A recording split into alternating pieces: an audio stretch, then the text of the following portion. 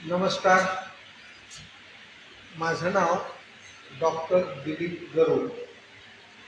यापूर्वी मी साधारण 5-1 व्याख्यानं दिलेली आहेत आणि साने गुरुजी या विषयावर मी पूर्वी बोललेलो आहे. साने गुरुजींचं जीवनचरित्र सांगितलेलं आहे.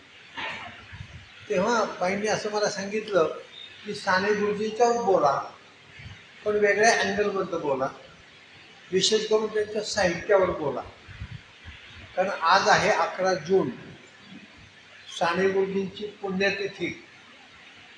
11 जून 1950 रोजी साने गुरुजी देवाघरी गेले. 11 जून 1950ला, म्हणजे त्याही गोष्टीला आता 74 वर्ष झाली. तर त्यांचं स्मरण म्हणून त्यांच्या साहित्याचा थोडासा आढावा मी घेणार आहे.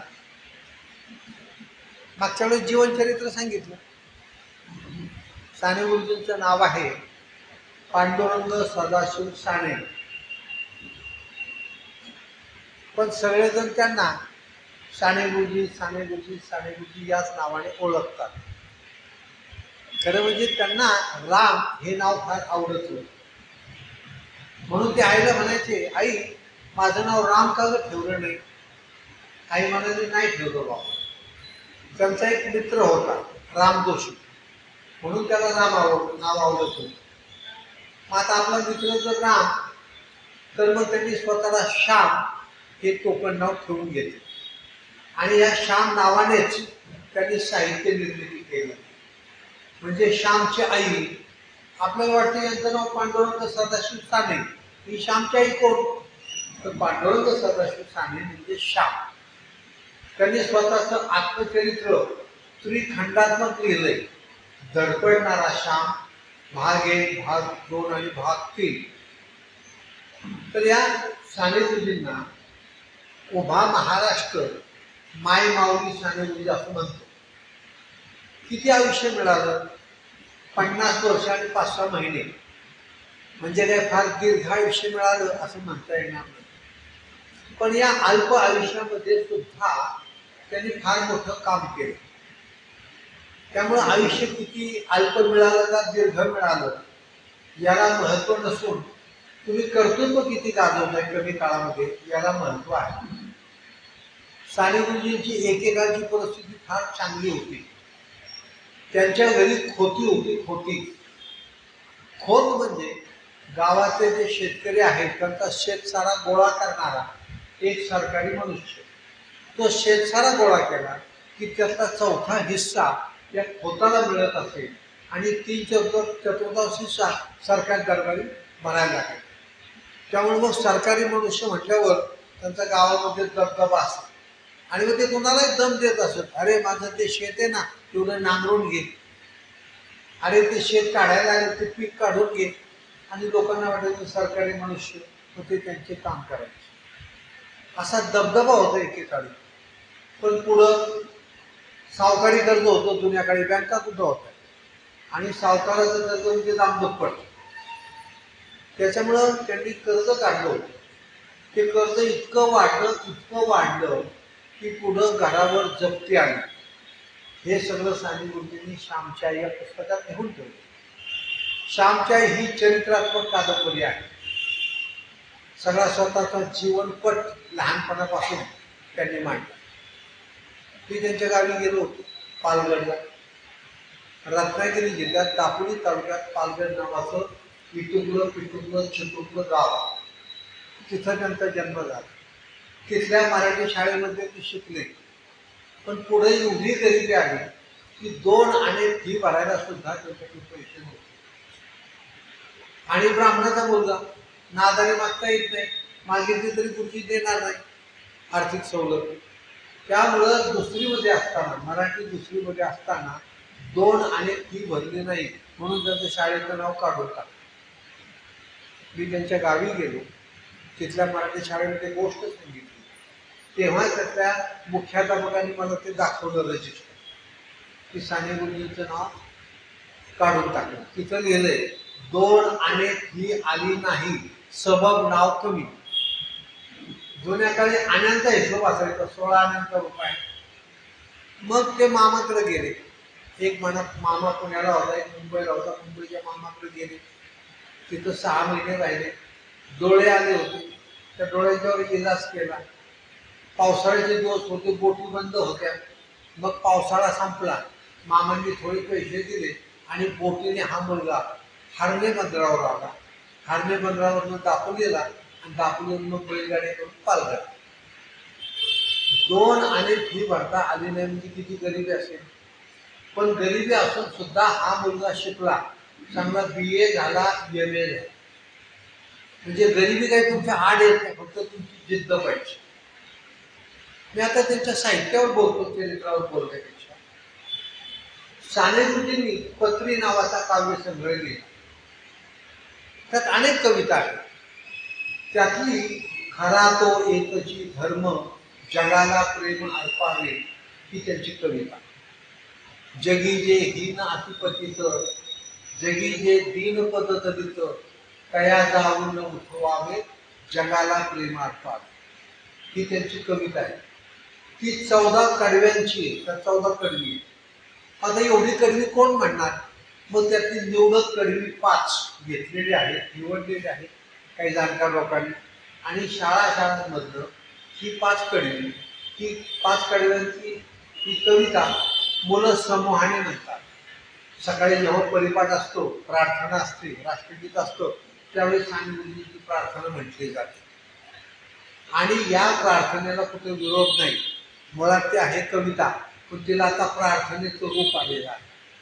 म्हणजे जसं शाळांमधनं पसायदानाला कुठे विरोध होत नाही, साऱ्या विश्वाच्या कल्याणाचं मागितलेलं ते पसायदान, त्याला कुठे विरोध होत नाही, तसं साने गुरुजींच्या प्रार्थनेला विरोध होत नाही. असं कोणी म्हणत नाही प्रार्थना म्हणायची नाही शाळेत, कोणी सांगितली, सरकारने काय आदेश आलाय का तुम्हाला? असं काय होत नाही. प्रेमाचा धर्म त्याच्यात सांगितलाय. जे उपेक्षित आहेत, दलित आहेत, तळागाळातले आहेत, त्यांना जवळ घ्या, प्रेम द्या, सहकार्य करा, मदत करा, प्रेमाने आलिंगन द्या, असा साने गुरुजींचा रोखला धर्म आहे. साने गुरुजींनी पत्री नावाचा काव्यसंग्रह लिहिला, तसं श्यामची आई नावाचं सुद्धा सुंदर पुस्तक लिहिलं. बहुतेक आपण सगळ्यांनी वाचलंच असेल. घराघरामध्ये त्याची पारायणे केली जातात. म्हणजे आपण ज्ञानेश्वरीचं पारायण करतो, गाथेचं पारायण करतो, आधी मंडप टाकून समोर पाठ वगैरे मांडून त्याच्यावर ग्रंथ ठेवून पूजा करून आपण समूहाने पारायण करतो, पुन्हा पुन्हा म्हणतो. तसं श्यामच्या आईची या पुस्तकाची घरोघरी पारायण झाली. अनेक वेळा लोकांनी वाचले. नुसतं वाचणं नाही, ते वाचत असताना लोक त्यांच्या डोळ्यात घळ घळ घळ अश्रू सुद्धा घळले. जुन्या काळी एक शोले नावाचा चित्रपट येऊन गेला, शोले, है का नाही? अरे ओ सांबा कितने आदमी थे, हा डायलॉग पोरांनी पाठ झाला. आणि लोक अभिमानाने सांगायचे, मी शोले 5 वेळा पाहिला, मी शोले 8 वेळा पाहिला, असं सांगायचं बघा त्या काळात.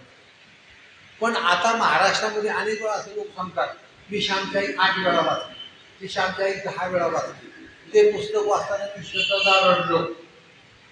अजून एक मुद्दा सांगतो की मराठी साहित्यामध्ये, विशेष करून बालकुमारांच्या साहित्यामध्ये, काही प्रकाशक लोकांना असं सांगतात की मुलांच्यासाठी एक 100 पुस्तकं निवडा जी संस्कारक्षम आहेत, मुलांना घडवतील, त्यांच्या व्यक्तिमत्वाचा विकास करतील.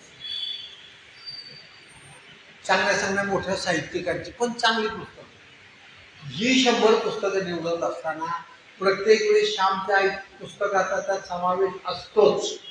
म्हणजे श्यामची आई हे पुस्तक वगळून ती 100 पुस्तकं त्याची यादी होत नाही. म्हणजे इतकं त्याला मोल आहे.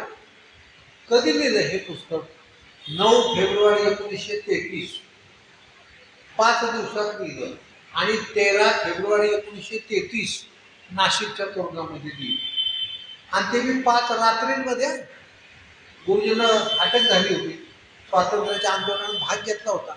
दिवसात त्यांना काम करावं लागायचं तुरुंगात, शेतीचं वगैरे काय असेल ते, भाकरी थापण्याचं, शेतीचं, बटारखान्यामध्ये चपात्या करण्याचं, वाटपाचं, भांडी घासण्याचं. आणि रात्री साधी गोष्ट नाही आहे.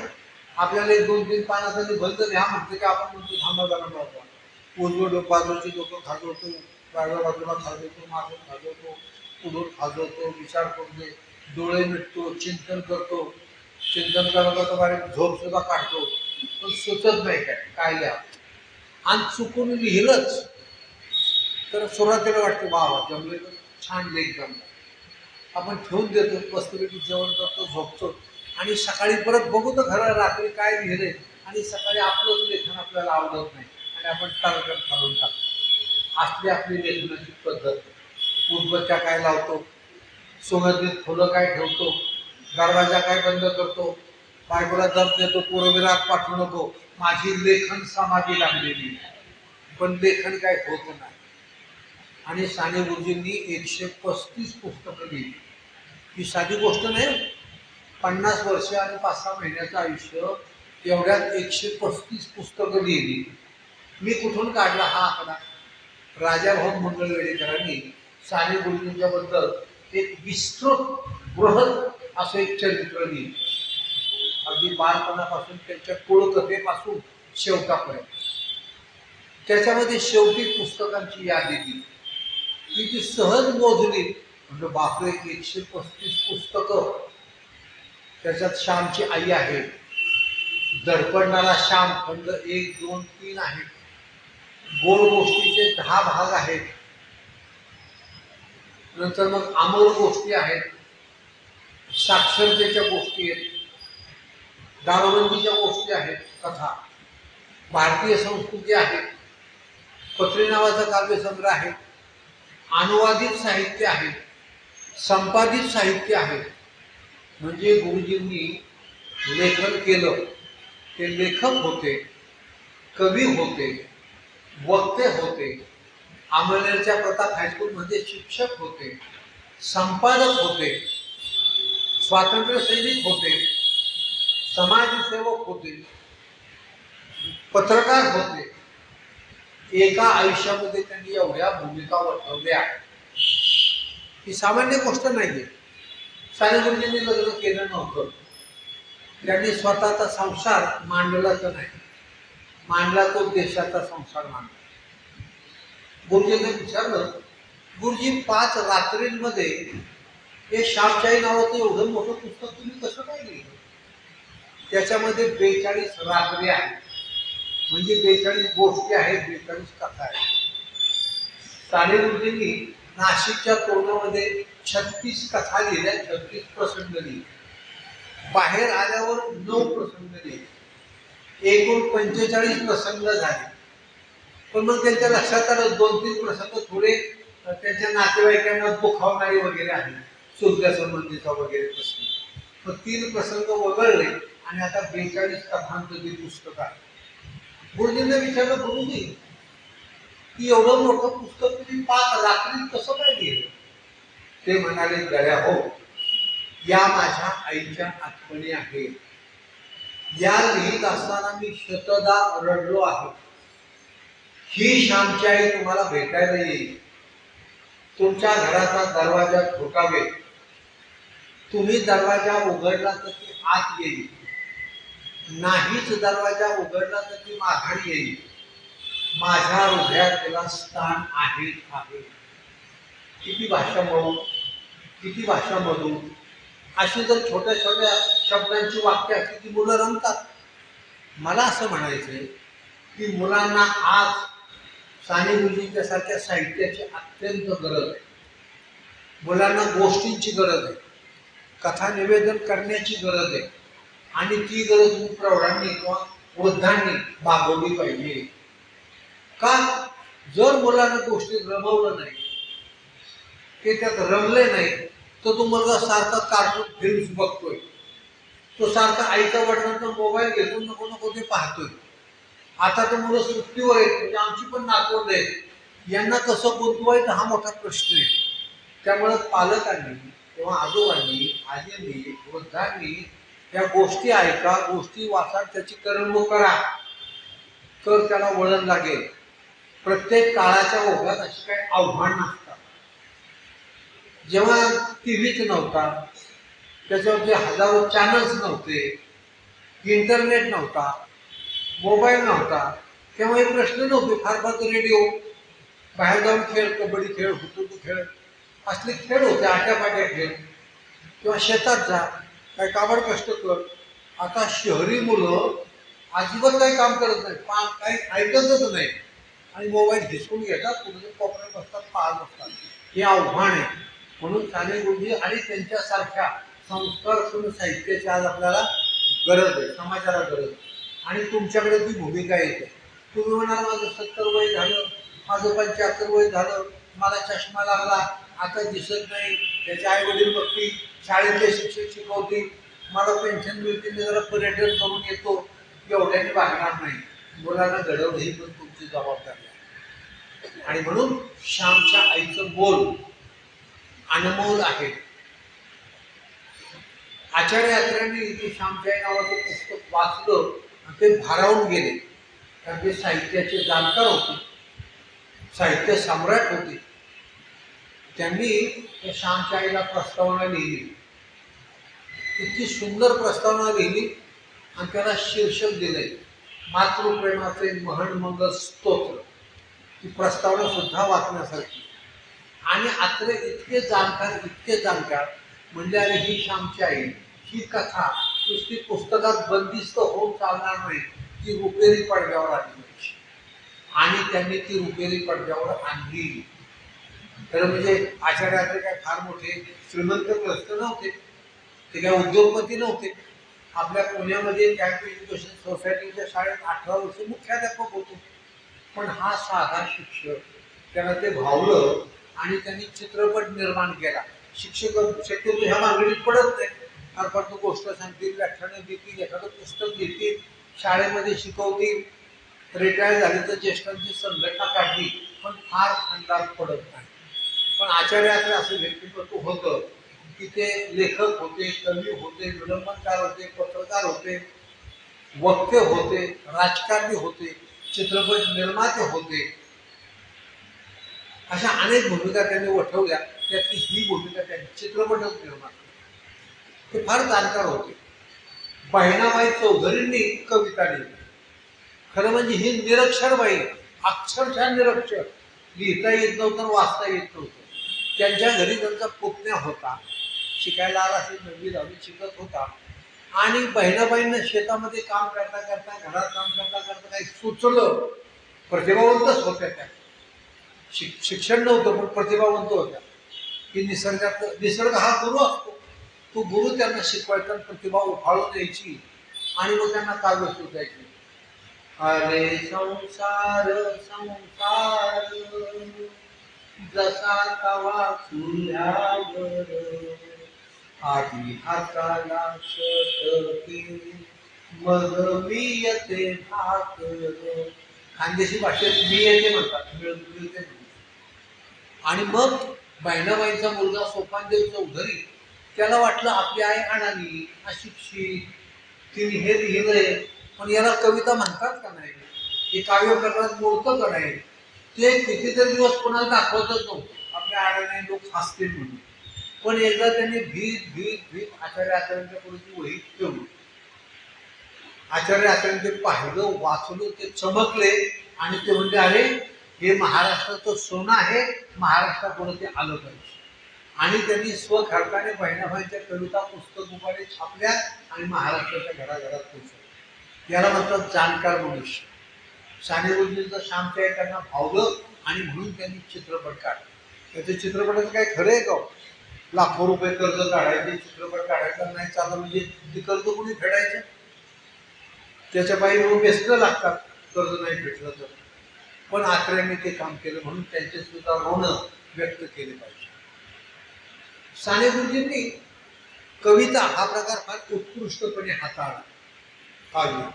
आणि त्यांचं काव्य सुबोध आहे, समूहाने म्हणावं असं आहे. आणि असं ते शृंगारी कुठेतरी चार घटका केलं लोक करणार असं नाही. ते देशप्रेमाने भारावलेलं काव्य आहे, ध्येयनिष्ठ असं ते काव्य आहे. आणि म्हणून समूहाने म्हणताना आपण उत्स्फूर्तपणे ते म्हणतो मी त्याची काही तुम्हाला उदाहरणं देतो. मी काय फार मोठा गायक नाहीये, पण जरा एक कडव्याची झलक दाखवली तर साने गुरुजींनी किती छान छान कविता लिहिल्या. पुढे त्यांना गीताचं रूप प्राप्त झालं, काही ठिकाणी प्रार्थनेचं रूप प्राप्त झालं. साने गुरुजींचं एक गीत आहे, बल सागर भारत हो विश्वात शोभून.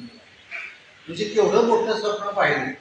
स्वतःचं लग्न नाही, स्वतःचा संसार नाही, पण देशाचा संसार करायचा की माझा देश बलशाली भारत हो. इथं माझ्याकडे एक पुस्तक आहे, छोटंसं आहे. आम्ही ते पूर्वी शिक्षकांना देत असू.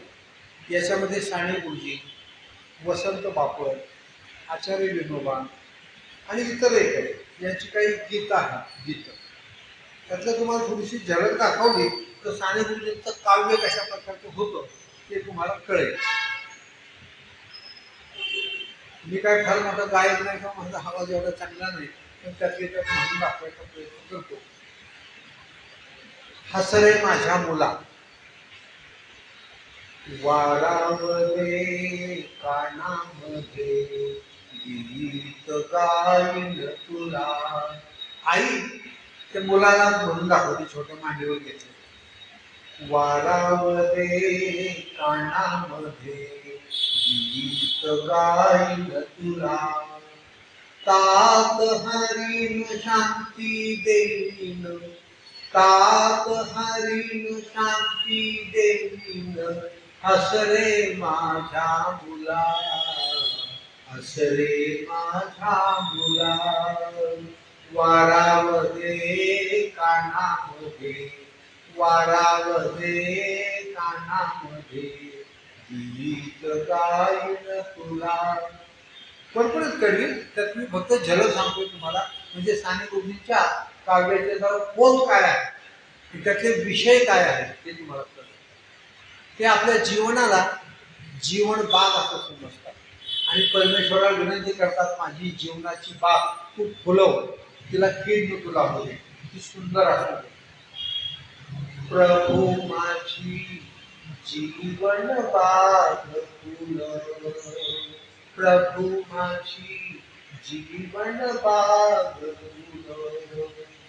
कुशल तुम्हारी बाग सांभाळी, कुशल तुम्हारी बाग सांभाळी.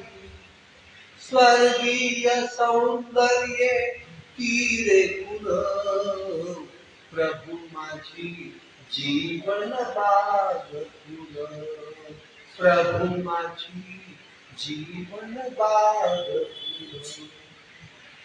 साने गुरुजींनी शेतकऱ्यांसाठी, कामगारांसाठी आंदोलन केली. म्हणजे धुळ्यामध्ये कापड मिल होती आणि त्या कामगारांना पगार कमी होता, तर गुरुजी त्या कामगाराच्या बरोबर आंदोलनात उतरले आणि उत्स्फूर्तपणे गाणी लिहिली आणि म्हणाले, कामगारांना जर पगार वाढ झाली नाही तर तापी नदीमध्ये मी जीव देईन. म्हणजे जे एखाद्या आंदोलनात उतरायचं तर मनापासून उतरायचं, म्हणजे फक्त भाषण करायचं नाही, फक्त लेख द्यायचा नाही, वेळ पडली तर जीवाचं बोल सुद्धा द्यायचं. इतकी सारी गुरुजींची तयारी. त्याने एक गीत लिहिले, आता उठवू सारे रान, आता उठवू सारे रान, आता पेटवू सारे रान, आता उठवू सारे रान, आता पेटवू सारे रान. शेतकऱ्यांच्या राज्यासाठी, कामकऱ्यांच्या राज्यासाठी लावू पणाला प्राण, लावू पणाला प्राण. आता उठवू सारे रान, आता पेटवू. ही भाषा गुरुजींची. काही लोक म्हणतात साने गुरुजी काय रडके होते, मिळमिळीत होते, त्यांचं साहित्य रडतं. जो मनुष्य पेटवायची भाषा बोलतो, बलसागर भारत भाव असं बोलतो, तो रडके साहित्य कसं लिहिल. ते संवेदनशील होते, ते करुणामय होते, ते भावनाशील होते असं म्हणा. टीकाकार टीका करतात, पण आपण गुरुजींचं साहित्य समजून घेतलं पाहिजे. बलसागर भारत हो, बलसागर भारत हो, बलसागर भारत हो विश्वात शोभिरा, विश्वात शोभिरा। हे कंकण करी बांधियले, हे कंकण करी बांधियले, जनसेवे जीवन दिधले, राष्ट्रार्थ प्राण हे उरले, मी सिद्धमराया बलसागर भारत हो विश्वात शोभिरा। अशा साने गुरुजींच्या कविता किती छान छान आहे. ते परमेश्वराला असं म्हणतायत, असो तुला देवा माझा सदा नमस्कार, असो तुला देवा माझा सदा नमस्कार, असो तुला देवा माझा सदा नमस्कार। तुझ्या दया दातृत्वाला, तुझ्या दया दातृत्वाला अंत नाही पार, असो तुला देवा माझा सदा नमस्कार। साने गुरुजींना अश्रूच सुद्धा मोल वाटत होत. म्हणजे हास्य जितकं महत्वाचं आहे जीवनामध्ये, अश्रू सुद्धा तेवढंच महत्वाचे. एखादा मुलगा समजा परगावी निघाला शिकायला वगैरे, त्याच्याकडे त्याची बॅग आहे, बळकुटी आहे, तो आईच्या पाया पडतो, आई त्याला मिठीत घेते आणि तिच्या डोळ्यातनं अश्रू उकळतात, तिच्या मुखातनं शब्द फुटत नाही. आणि म्हणून गुरुजी म्हणतात की अश्रूंना सुद्धा मोल आहे. ते असं म्हणतात, नको माझे अश्रू कधी घेऊ देवा, हाची थोर ठेवा माझा एक, बाकी सारे नेई धन सुख मान, परी हे लोचन राखी कोणी, अश्रूच्या बिंदूत माझा सुख सिंधू, नको तो बिंदू नेऊ कमी, इवराचा अश्रू ओलावा तो किती, आम्ही कधी कधी माझे मळे, इवराचा अश्रू परी त्याच्या पोटी, कोट्यावधी गोष्टी साठलेल्या. डोळ्यातनं एक अश्रू उघळतो पण त्याच्या पाठीमागं तेवढं रामायण आणि महाभारत करतं. तसा अश्रू डोळ्यामधनं येत नाही. एकच आता उदाहरण सांगतो साने गुरुजींच्या कवितेचं, कसे तरी मग जग दिसते. म्हणजे या जगामध्ये तारे नसते, वारे नसते, नद्या नसते, डोंगर नसतं, पशुपक्षी नसते, तरी जग कसं तरी दिसलं असतो, है की नाही. पण या परमेश्वराने ही सारी सृष्टी, ते प्राणी पशु पक्षी निर्माण केले आणि जग सुंदर केले. नसती जगिया जरी मुले, नसती जगिया जरी फुले, नसती जगिया जरी मुले, नसती जगिया जरी फुले, नसते अंबरीवरी तारे, नसते गाणारे वारे, कसे तरी मग जग दिसते, हे मनमतीला ना कळते. नसती जगिया जरी मुले, नसती जगिया जरी फुले. म्हणजे या जगामध्ये मुलं नसती, फुलं नसती, ते जग कसं तरी दिसलं असतो. म्हणून झाडं हवी, वृक्षवेली हव्यात, पशुपक्षी हवे, हे सारं हवे, तर मग हे जग सुंदर होतं. किती छान कविता लिहिल्यात गुरुजींनी. आवाज एवढा सुंदर नाहीये, पण निदान त्यातली त्यात ती थोडी झलक कळली की गुरुजींचं वाङ्मय काय आहे, त्यातलं काव्य काय आहे ते तुम्हाला कळलं. साने गुरुजींनी श्यामच्याई लिहिलं, पत्नी नावाचा काव्यसंग्रह लिहिल्या. वेळोवेळी आंदोलनाच्या निमित्ताने असं उत्स्फूर्त काव्य लढाऊ स्वरूपाचं काव्य ते पण त्यांनी केलं. साने गुरुजींनी मुलांसाठी त्या गोष्टी लिहिल्या, गोड गोष्टींचे 10 भाग लिहिले. अमोल गोष्टी नावाचं पुस्तक आहे, सुंदर गोष्टी नावाचं पुस्तक आहे, आस्तिक नावाची कादंबरी आहे, 3 मुले नावाची कादंबरी आहे, बापूजींच्या गोड गोष्टी म्हणजे गांधीजींच्या संबंधी गोड गोष्टी आहेत.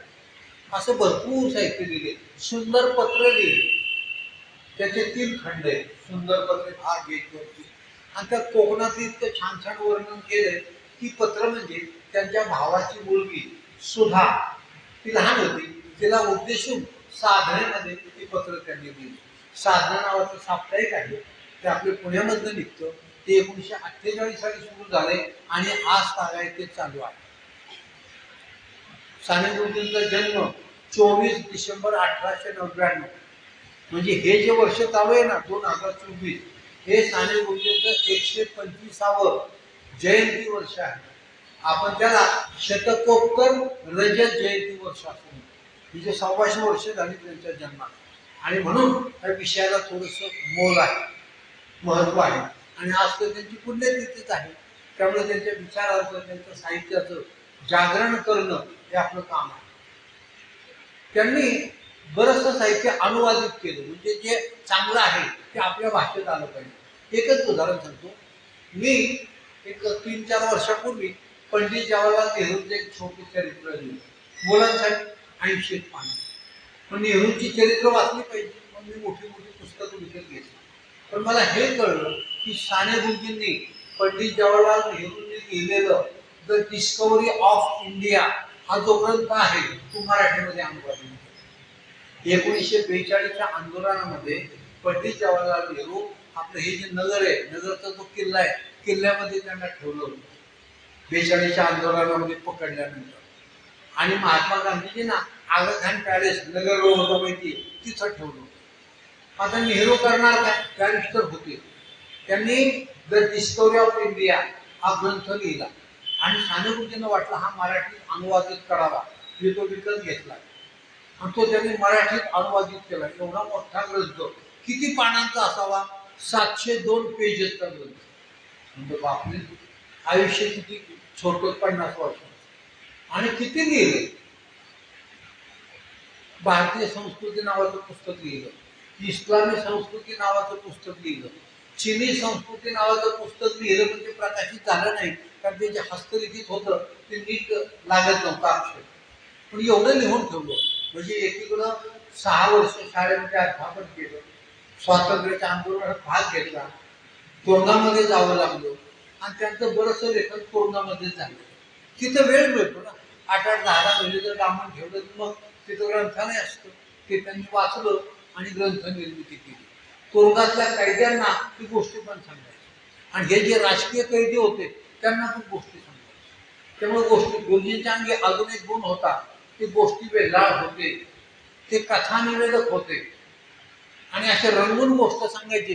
सुरुवातीला लहान आवाजात गोष्ट सांगायची, हळूहळू त्यांचा आवाज कापायचा आणि मग उत्स्फूर्तपणे गोष्ट सांगायची. आणि म्हणून साने गुरुजींच्या नावाने साने गुरुजी कथामाला नावाची एक संस्था प्रकाशभाई मोहाडीकरांनी सुरू केली, ती कार्यरत आहे.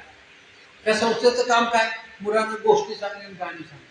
कारण लहान मुलांना गाण्याची गोष्टीची फार आवश्यकता आहे. त्यांचं भावजागरण व्हायचं असेल, ती जर संस्कारक्षम व्हायचे असते, टीव्हीच्या आणि मोबाईलच्या तावडीतून त्यांना चोरायचं असेल तर तुम्हाला गोष्टीची, गाण्याची कास धरावी लागेल. आणि स्त्रियांचा आवाज बरा असतो माझ्या मैत्रीप्रमाणे. जुन्या काळच्या स्त्रिया दळण दळता दळता नाही घेत, जात्यावर गाणी म्हणायची. त्यामुळे स्त्रियांचा आवाज, त्यांचं सूरज तंतू लहान असतात, त्यामुळे उज्जत आवाज चांगला असतो. त्यामुळे तुम्ही गाऊन पण दाखवलं पाहिजे, गोष्टी सांगितल्या पाहिजे. त्या लहान मुलासाठी तुम्ही लहान झालं पाहिजे. कळलं का? गोष्टीमध्ये जी पात्र आहेत, राक्षस असतो, वाघ असतो, त्याचे आवाज काढून दाखवले पाहिजे. म्हणजे गोष्टीमध्ये जिवंतपणा येतो आणि मग तो नातू तुमच्या बरोबर येईल, तुमच्या जवळ येईल, तुमच्या गोधडीमध्ये झोपेल, त्याला प्रेम वाटेल. कारण गोष्ट जशी ऐकायची असते तशी गोष्ट पाहायची असते, गोष्ट अनुभवायची असते.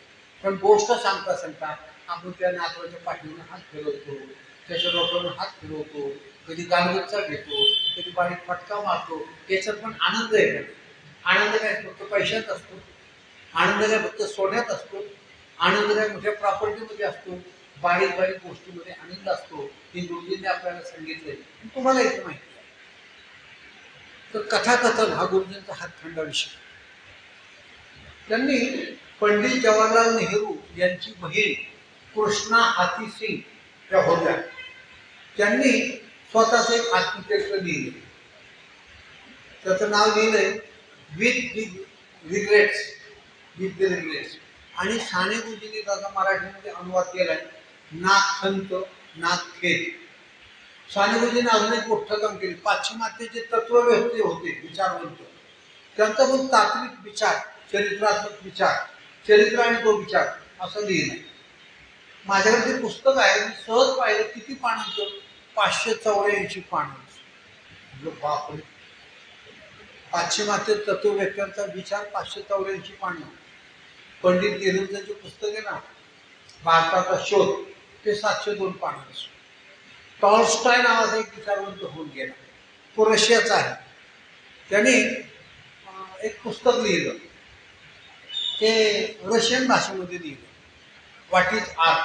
त्याने रशियन भाषेत लिहिलं, मग एका इंग्रजी माणसाने ते इंग्लिशमध्ये लिहिलं, अनुवादित केलं, व्हॉट इज आर्ट. आणि साने गुरुजींनी ते परत मराठीत केलं, कला म्हणजे काय. म्हणजे इतके साने गुरुजी जाणकार होते की आपल्या पुढच्या पिढीला लेखित स्वरूपामध्ये मी काहीतरी दिलं पाहिजे. म्हणजे आजोबाची जबाबदारी आहे, लेखकाची जबाबदारी आहे. आणि साने गुरुजी असं कधी मिरवले नाही, मी लेखक आहे, मी कवी आहे, मी वक्ता आहे, मी कथानिवेदक आहे, असं मिरवणं नाही.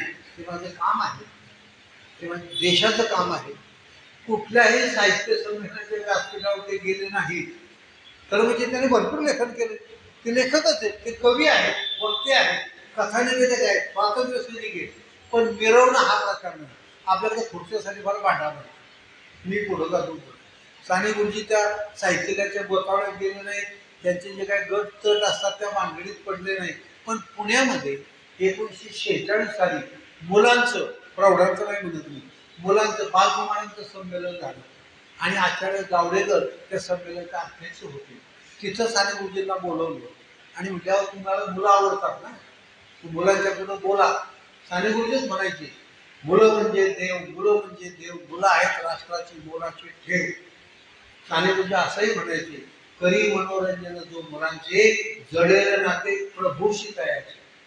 तुम्ही जर मुलांचं मनोरंजन केलं, त्याला हसवलं, त्याला खेळवलं, त्याला गोष्ट सांगितली, त्याला गाणं सांगितलं, तर तुमचं नातं डायरेक्ट परमेश्वराशी जोडलं जातं. कधी एजंटाची गरज नाही. मग गुरुजींना बोलवलं, तर त्या मात्र साहित्य संमेलन मुलांचं होतं म्हणून बालगोपाळांचं गेले. आणि तिथे त्यांनी छानपैकी एक विषय मांडला, भाषणच केलं. ते भाषण साधनेने पुस्तक रूपाने प्रकाशित केलेलं आहे. त्या पुस्तकाला शीर्षक दिलंय, कुमारापुढील कार्य, कुमारांपुढील कार्य, असं ते पुस्तक लिहिले. तर असे साने गुरुजी स्वतःला लेखक म्हणवत नाही, मिरवत नाही, पण प्रचंड लिहितात. त्यांची साधनं वृत्ती होती, त्यांना समाज परिवर्तन करायचं. पण त्यांची साधनं म्हणजे लेखणी, त्यांची साधनं म्हणजे वाणी, आणि त्यांची साधनं म्हणजे कृती. लेखनीला किंमत आहे, साहित्याला किंमत आहे, साहित्य परिवर्तन करू शकतो. वाणीमधनं विचार व्यक्त होतो, वक्तृत्वाच्या माध्यमातून वाणी परिवर्तन करू शकतो. पण जेव्हा विचार किंवा वाणी आणि लेखणी थोडी कमी पडतात, तेव्हा मग कृती करावी लागते. पंढरपूरचं मंदिर हरिजनांच्यासाठी खुलं व्हावं म्हणून साने गुरुजींनी आमरण उपोषण केलं. मरणाची बात तर साधी गोष्ट नाहीये. आमरण याचा अर्थ अन्न पाणी घ्यायचं नाही. आपल्याला चक्री उपोषणाची सवय आहे. चक्री उपोषण म्हणजे तुम्ही 4 तास बसा आळीपाळीने, तुम्हाला कंटाळा आला, पत्त्या खेळून थांबले, जांभळ्या देऊन कंटाळा आला, तुम्ही उठून तुमच्या घरी जा जेवायला, आम्ही 4 बसतो. त्याला चक्री उपोषण म्हणतात. याने समाज परिवर्तन होत नाही.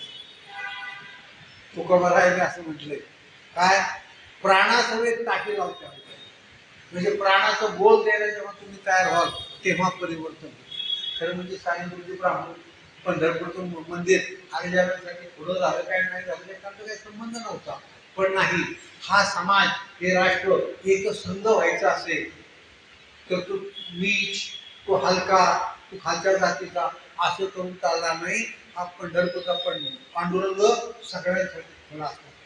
ते स्वतः पांडुरंग होते, त्यांचं नावच पांडुरंग, आणि पंढरपूरचा पांडुरंग सगळ्यांसाठी त्यांनी खुला केला. ही साधी गोष्ट नाही. तुम्हाला सांगतो, समाज परिवर्तन करणं ही फार अवघड गोष्ट आहे. एक वेळ लेख द्यायला जमेल, व्याख्यान द्यायला जमेल, कळलं का? आंदोलन करायला जमेल, पण त्या आंदोलनासाठी प्राणपणाला लावायचं म्हणजे माणसाला 10 दिवस उपोषण केलं, अन्न पाणी नाही. आचार्य आत्रे सुद्धा धावून आले मुंबईवर, आणि ती साने गुरुजींची विकलांग मूर्ती पाहिल्यावर त्यांच्या डोळ्यात पाणी आलं. त्यांनी चंद्रभागेच्या वाळवंटात मोठी सभा घेतली आणि तिथल्या बडव्यांना सांगितलं, बडवे म्हणजे गुरु आपल्या मंदिराचे प्रमुख, अरे हा जिता जिवंत पांडुरंग इथं शरपंजरी पडलाय आणि कसले दरवाजे बंद करा, दरवाजे उघडा, नाही तर महाराष्ट्राचे दरवाजे उघडले. तरी त्यांना घाम फुटला नाही. पण त्यावेळेचे लोकसभेचे सभापती पु गम मावळणकर लोकसभेत तिथं आले होते. कुटुंबासह दर्शनाला त्यांनी मध्यस्थी केली आणि मग तो वाद मिटला आणि पांडुरंगाचं मंदिर खुलं झालं. तरी बी साने गुरुजींचा विरोध करणारे काही होतेच. काही नाही, गांधीजींना कळवलं दिल्लीला, अहो बापूजी, आता स्वातंत्र्य जवळ आले. ही गोष्ट आहे 1 मे ते 10 मे 1947, जून जुलै आणि ऑगस्ट. स्वातंत्र्याआधी उंबरठे कसे आले, हे कशाला उपोषण पाहिजे? आता इंग्रज निघून जातील, देश आपल्या हातात येईल, कायदे आपलेच होणार, कायद्याने आपण अस्पृश्यता काढून टाकू, मंदिरं खुली होती. आणि मग गांधीजींना ते पठण, गांधीजींनी साने गुरुजींना एक तार पाठवली. तेव्हा तार पाठवायची पद्धत होती. आता ते पोराला तार म्हणजे काय सांगावं, ते म्हणजे व्हॉट्सअप कर मला, मेसेज कर मला, बरोबर कळतं. गांधीजींनी तार ती पाठवली की मला अशी माहिती कळली की तुमचं हे उपोषण अनावश्यक आहे, स्वातंत्र्य आता जवळ आले, देश आपल्या हातात येणार आहे, आपणच राज्यकारभार करणार आहोत, कायदे करणार आहोत, तुम्ही उपोषण थांबवा. साने गुरुजींनी उत्तर असं दिलं की बापूजी, तुमचं लेकरू कदाचित चुकत असेल. गेली 6 महिने मी महाराष्ट्रामध्ये फिरतोय आणि लोकांना पंढरपूरचं मंदिर खुलं व्हावं म्हणून आव्हान करतोय, त्यांच्याकडून फॉर्म भरून घेतो. मी दिवसा ढवळ्या त्यांना वचन दिले, म्हणजे आमरण उपोषण करणार हे सांगितले. राजा हरिश्चंद्राचा आपला देश स्वप्नामध्ये वचन दिलेलं पूर्ण करण्यासाठी राजा हरिश्चंद्राने सर्व पणाला लावलं. मी तर दिवसा ढवळ्या वचन दिले, लोकांना वचन दिले, मी शब्दाशी प्रतारणा कशी करू. तुमचं लेकरू आपल्याची चुकत असेल, पण मी उपोषण मार्ग घेऊ शकत नाही, मला समजून घ्या. म्हणजे महात्मा गांधीजींना ते स्वातंत्र्य सूर्य समजतात, तरी सुद्धा तत्वाच्या बाबतीत तडजोड करत नाहीत. आणि अखेर ते मंदिर पुढं झालं. साने गुरुजी काय राजघराण्यात जन्माला आले नव्हते, काय उद्योगपती त्यांच्या पाठीचे नव्हते, काय मोठी संघटना त्यांच्या पाठीचे नव्हते. ते फार आडदांड होते असं काही कृषी व्यक्ती होते. खादीचे कपडे घालणारे, धोतर, नेहरू सदरा, टोपी, आणि बसताना अशी वाकून बसायचे. असा दिसायला साधा कुठे मनुष्य एवढं मोठं परिवर्तन करू शकतो. त्यामुळे तुम्ही किती शक्तिशाली आहात, तुमच्या पाठीमागे किती संघटना आहे, तुम्ही राजघराण्यात जन्माला आला तर जमीनदाराच्या घरात जन्माला आला, हा प्रश्न नसतो. अंतरीचा ज्ञानदिवा जर पेटला असेल, तुम्ही जर उत्स्फूर्तपणे त्या मैदानात उतरलेला असेल, तर मग परिस्थिती बदलते फिरते आणि यश मिळतं. एक प्रसंग सांगतो. साने गुरुजी अहमदनगरला राहत होते. खानदेशी त्यांची कर्मभूमी. मग ती चाळीसगाव असेल, धुळे असेल, जळगाव असेल, एरंडोल असेल, आणि त्यांची जन्मभूमी कोकण, कर्मभूमी खानदेश. आणि गांधीजींच्या विचाराप्रमाणे ते काम करत होते. नोकरी सोडून दिली, आणि मग काँग्रेसचं काम करायला लागले. लोकांना खादीचा विचार पटवून सांगायला लागले. काँग्रेसचं सभासद व्हा, फॉर्म भरा, आणि ते काही एक आणा असेल तो गोळा करायला लागले. काँग्रेसचे सभासद वाढले, संघटना वाढेल, अशी ती भाषणं करायची गावोगावी जाऊन. एकदा त्यांना असं कळलं, एम ए झाले होते, आपले एस पी कॉलेजमध्ये शिकले होते. तर मग त्यांना कळलं की महात्मा गांधी अमळनेर मार्गे वर्ध्याला जाणार आणि त्यांची रेल्वे गाडी इथे 10 मिनिटं थांबणार स्टेशन. मग गावाच्या लोकांना कळलं, बापूजी पेपरला आलता ना, कार्यक्रम येतो ना, मोठे लोक कोण कसे जातात. मग गावातले काही लोक एकत्र आले, बापूजी आपल्या गावावर जाणारे वर्षाला, आणि आपण काहीतरी केलं पाहिजे, काहीतरी केलं पाहिजे. गुरुजींना सांगितलं. तर गुरुजी म्हणाले काय करता येईल, उन्हाळ्याचे दिवस होते. मग एक जण म्हणाला असं करू आपण, की उन्हाळ्याचे दिवस आहे, बापूजी प्रवासात जमले असतील, आपण त्यांना आंबरस देऊया, आंबरस. तेवढं त्यांना बरोबर, ठीक आहे म्हणा. पण म्हणले मग आमरस तयार करून आणू, बापूजींच्या डब्यात शिरणार कोण, त्यांच्याशी बोलणार कोण, अहो तू महात्मा, आपण साधी माणसं. सगळे म्हणाले गुरुजी तुम्ही जा, गावाच्या वतीने तुम्ही जा, तुम्ही एम ए आहात, तुम्हाला इंग्लिश येतं, संस्कृत येतं, मराठी येतं, आणि तुम्ही बोलू शकता, शिक्षक होता तुम्ही. गुरुजी म्हणाले ठीक आहे. तोपर्यंत प्रत्यक्ष गांधीजींचा आणि साने गुरुजींचा संबंध आलेला नव्हता. फक्त पेपरमध्ये त्यांच्याबद्दलचे विचार वाचायचे, हरिजनमध्ये त्यांचे विचार वाचायचे. आणि तो दिवस आला आणि सगळे गावातले कार्यकर्ते, साने गुरुजी, प्रौढ माणसं रेल्वे फलाटावर हजर. त्या काळामध्ये फुलांचा हार घालायची पद्धत नव्हती. गांधीजी खादीवाले होते ना, मग स्वतःची लढी पाहिजे तुम्हाला, स्वतःची लढी घालायची. मग साने गुरुजी उभे, हातामध्ये स्वतःची लढी आणि तो आमरसाचा डबा, त्याच्यामध्ये चमचा ठेवलेला, झाकण. लोक वाट बघतायत, मान असं करून कोणाचं गाडी येईल, गाडी येईल, गाडी येईल. वेळ झाली आणि एकदाची गाडी धाड धाड धाड धाड करत आली आणि ते धूळ थांबलं. कार्यकर्त्यांची धावपळ सुरू झाली. अरे गांधीजी कुठल्या डब्यात बसले, अनेक डबे, इकडे वाकून पाहत, तिकडे वाकून पाहत, एका डब्यामध्ये गांधीजी दिसले. म्हणाले गुरुजी गुरुजी इकडे, इथं बापूजी आहे. बापूजी आज बसले होते, स्मित हास्य करत होते, तोंडामध्ये दात कमीच होते. पण असं म्हणतात गांधीजीचं जे हास्य होतं त्याला डिव्हाइन स्माईल, दैवी हास्य असं म्हणतात. गुरुजी गेले डब्यापासून, पण फार मोठ्या माणसाला भेटायचं म्हणजे की आपली जरा थोडी तारांबळ उठते, आपण गांगरून जातो, पाय जड होतात, काय बोलायचं सुचत नाही. घरी ठरवलेलं असतं पण तिथं घाम फुटतो. आणि गुरुजी तिथंच उभे. कार्यकर्त्यांनी ढकलाव, गुरुजी जाग्या, गाडी 10 मिनिटं थांबणार, आणि खडबडून जागे झाले आणि गुरुजी आत गेले. बापूजींना नमस्कार केला आणि हिंदीमध्ये बोलले की हे अमळनेर नावाचं रेल्वे स्टेशन आहे, मी इथला कार्यकर्ता आहे, गावाच्या वतीने मी तुम्हाला भेटायला आलो, मी तुमचं स्वागत करतो. गळ्यामध्ये ती स्वतःची लढी घातली, नमस्कार केला आणि म्हणाले तुम्ही दमला असाल, गावाच्या वतीने हा आमरस दिलाय, वेळ थोडा आहे, आमरस खा. बापूजी हसले आणि मग आमरस खायला लागले चमच्याने. आणि मग हिंदीमधलं संभाषण झाले. नाव काय तुमचं? पांडुरंग सावरशी सांगितलं. काय करता? मी शिक्षक होतो. आत्ता काय करता?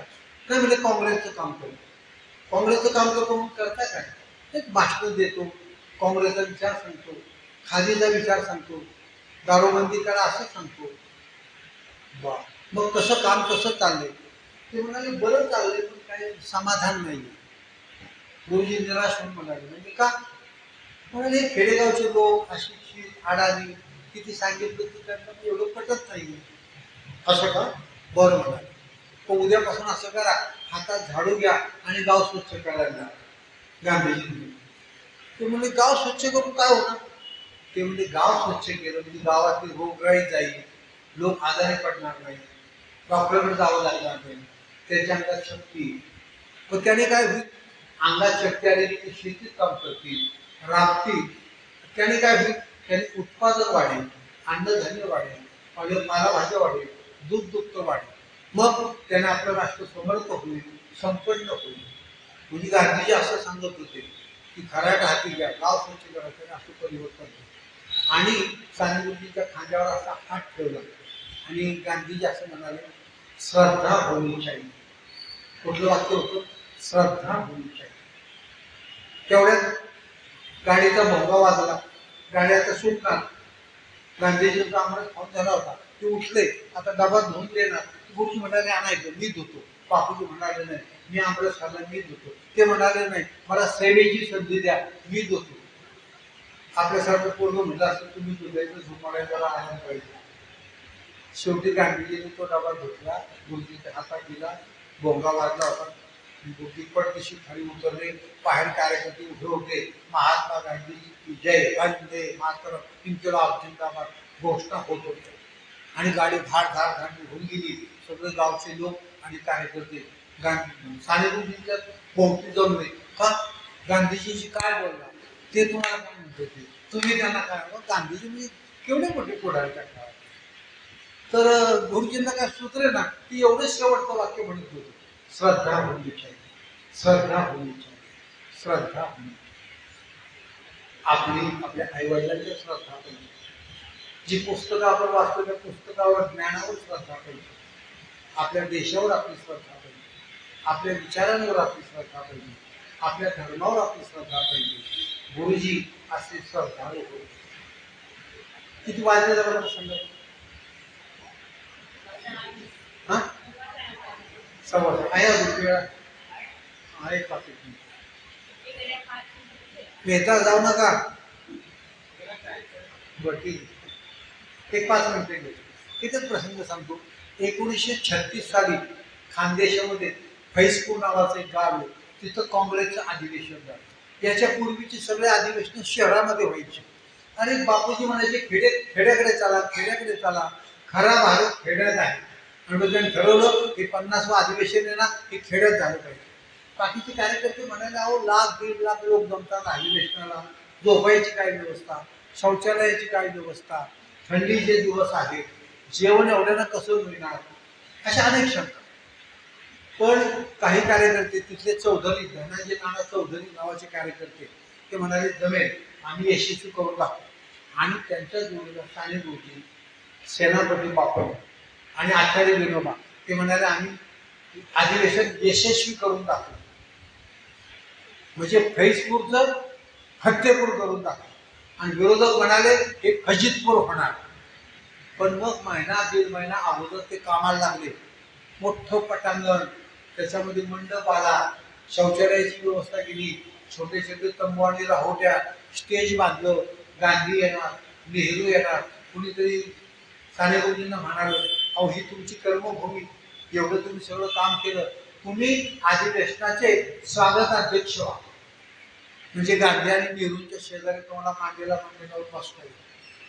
ते साने गुरुजी म्हणाले आहेत महात्मा गांधी आणि पंडित नेहरू म्हणजे राम लक्ष्मणाची जोडी येणार आणि मी त्यांच्या पांढऱ्या मांडीवर त्याचा विरोध बसू काय नाही. मी जे स्वच्छता पथक आहे त्याचा प्रमुख होणार. मला लेखणीच्या लालित्यापेक्षा झाडूचं लालित्य अधिक प्रिय आहे. काय म्हणतायत, मला लेखणीच्या लालित्यापेक्षा झाडूचं लालित्य अधिक प्रिय आहे. सेनापती बापटाला तेच होतं, स्वच्छता. मुंबईला ते खराट्याने रस्ते झाडायचे आणि काही स्त्रियावरून तो बाबा आला नाही का स्वच्छता करणार आणि वरून घाण टाकून द्यायचं. तेव्हा सेनापती बापटाने विचारलं अहो गेली 7-8 वर्षी तुम्ही काम करताय, निष्ठेने काम करताय, स्वच्छतेचे काम करताय, तुम्हाला एखादा साथीदार मिळाला का? ही मोठी माणसं निराश कधी होत नाही. म्हणजे हो एक साथीदार मिळाला. कोण कोण कोण त्याचं नाव काय? म्हणाले ही जी ढकल गाडी आहे ना ती कॉर्पोरेशन माझ्या जोडीला गेली, हा माझा साथीदार. माणूस येत नाही असलं काम करायला कोण नाही.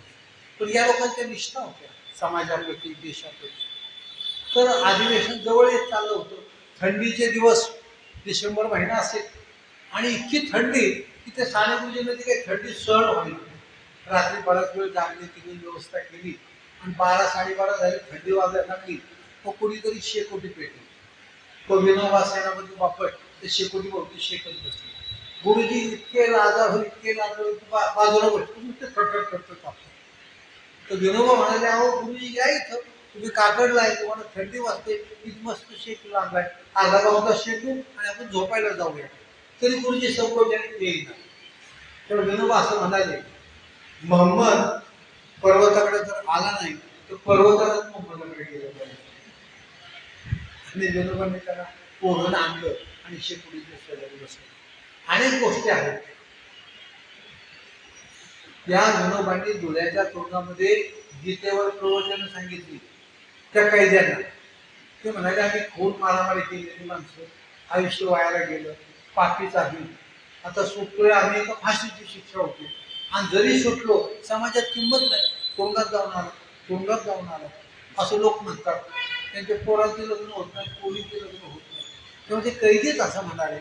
त्या वैष्णव नावाच्या जेलरला डोळ्यामध्ये 1932 सालची गोष्ट सांगतो की जेलरजी तुम्ही भारतीय आहात आम्ही खून मारामार केलेली माणसं विनोबा इथे, साने गुरुजी इथे, जमनालाल गजर जिथे आहेत, आपटे गुरुजी आहेत आणि विनोबांचा गीतेवरचा अभ्यास दांडगा आहे. त्यांना प्रवचन द्यायला सांगा, काही चांगलं ऐकू द्या जरा. गीतेवरचं काय ऐकलं आमचं तेवढंच भाग्य फळाला येईल. चाफेकर म्हणतो तर गीतेची प्रत हातामध्ये घेऊन हातावर लटकली, इतकी ताकद आहे त्याच्यामध्ये. आम्हाला गीतेवरचं ऐकू द्या. वैष्णव जेलरने ते मान्य केलं आणि दर रविवारी एक प्रवचन सुरू झालं. 18 अध्याय, 18 प्रवचन झाली. साने गुरुजी पाठीमागे होते. प्रवचन फक्त ऐकायचे नाही, फक्त श्रवण भक्ती नाही, शब्द शब्द तुम्ही लिहून घ्या. आणि सगळी प्रवचनं झाल्यावरती बाळ विनोबांना दाखवलं, विनोबांनी चाळलं, बरोबर दिले, संमती दर्शक मान हलवली आणि पुढं त्याचं पुस्तक तयार झालं. त्याचं नाव गीता प्रवचन आहे. श्यामच्याही जसे प्रसिद्ध आहे तसं गीता प्रवचन प्रसिद्ध आहे. फार सुंदर पुस्तक. आणि हे डोळ्याच्या तोंडामध्ये घडलं. तोंड काय वाईट नसतात. गीता प्रवचनाचा जन्म डोळ्याच्या तोंडात झाला. गीताई नावाचं निर्माणचं पुस्तक आहे, त्याचं प्रकाशन डोळ्याच्या तोंडामध्ये झालं. पंडित जवाहरलाल नेहरूंनी द डिस्कवरी ऑफ इंडिया नावाचं पुस्तक नगरच्या तोंडामध्ये लिहिलं. लोकमान्य टिळकांनी गीता रहस्य नावाचा ग्रंथ मंडालीच्या तोंडामध्ये लिहिला. आणि साने गुरुजींनी श्यामच्याई नावाचं पुस्तक नाशिकच्या तोंडामध्ये लिहिलं. त्यामुळे तोंड वाईट नसतात. ज्याला कोणाला अक्षर वाढून निर्माण करायचे आणि इथं करमत नाही, तुमच्या गावात काही ग्रंथ निर्माण व्हावे असं वाटत असेल तर इथं स्वस्त बसण्यापेक्षा तो रस्ता, तुमचं मी काही बोलत नाही. साने गुरुजींच्या पुण्यतिथी आहे. ते लेखक होते, कवी होते, मोठे समाजसेवक होते. अल्प आयुष्य, छोटासा जीव, पाठीमागोबद्दल संघटना नाही तरी महान कार्य केलं. त्यांच्या कार्यापुढं मी नतमस्तक होतो, त्यांना वंदन करतो आणि इथं थांबतो. जय हिंद, जय भारत, जय जगत. धन्यवाद.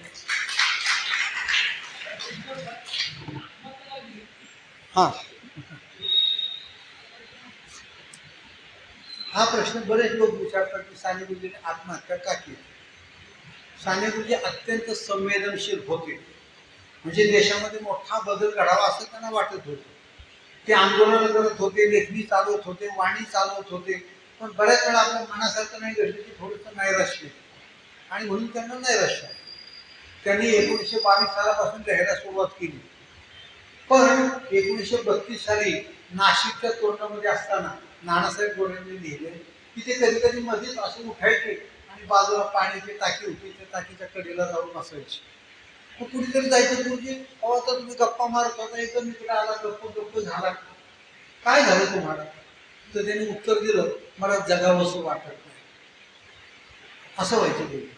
गांधी त्यांच्या दृष्टीने स्वातंत्र्य सूर्य आणि गांधीजींची हत्या झाली ती एका महाराष्ट्रीयन माणसाने केली.